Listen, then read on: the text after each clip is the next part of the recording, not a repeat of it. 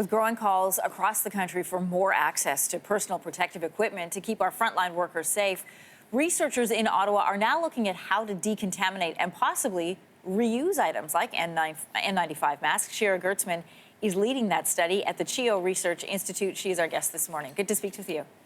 Hi, Anne-Marie. Thanks for having me. All right, the first method you're looking at is a UV light as a possible way to decontaminate the N95 masks. What have you learned? So we did a systematic review about UV lights. So we basically looked at all the evidence that already exists rather than doing a new study to start. And we found that UV light didn't seem to cause any damage to the function of the mask. The physical state of the mask seemed to stay fine, and it seemed to effectively get rid of virus. So it's definitely a potential option. What we found was lacking was information on how it could affect mask fit after decontamination. And as you can imagine, if the mask no longer fits, the filter isn't effective.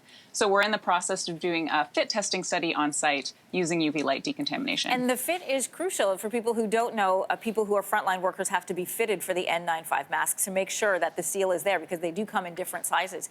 You've also looked at using other things, including microwaves, heat, hydrogen peroxide, bleach, and ethanol. Some of these methods are being tried in the States right now. Are any of these things showing promise?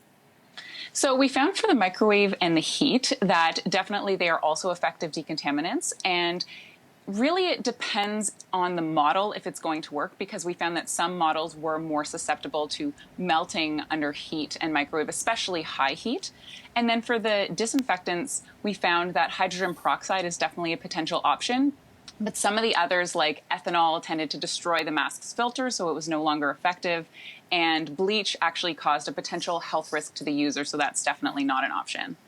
Are you close to finding an effective way to put PPE in a place where it can be reused? So basically, the point of our research isn't really to find one solution. We're just trying to compile all the evidence that we can so that decision makers and policymakers can really make an informed decision for the safety of our healthcare workers. But right now, the hope at our hospital, and I think at hospitals across Canada, is that we're never really going to have to put this data to use, because right now we do have an adequate supply of PPE. And the main goal is to try to get our healthcare workers new masks. So we're really keeping this as a backup plan. We want a plan in place just in case we do run out, but we're hoping not to have to use it. And the good thing about having so many different options across the studies is that different hospitals can find what works best for them based on the resources that they have. There are some hospitals who are trying a method of keeping or running past the theory of keeping masks to the side, knowing that the virus can only live for a certain amount of days on surfaces. Have you looked into that at all?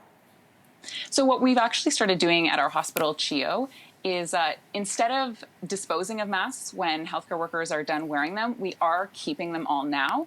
However, we are not just leaving them and then letting people wear them again. We're not using any decontaminated masks or masks that have been left. The purpose right now of saving them is so that we can run studies on the decontamination, and if ever came a day where we couldn't get any new supply, we would have some there that we could decontaminate.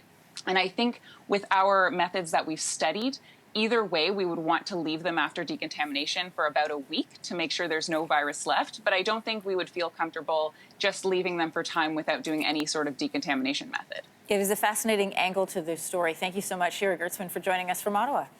Great. Thanks so much. Thanks for watching. If you like this, be sure to subscribe here. And you can check out more Your Morning videos right here.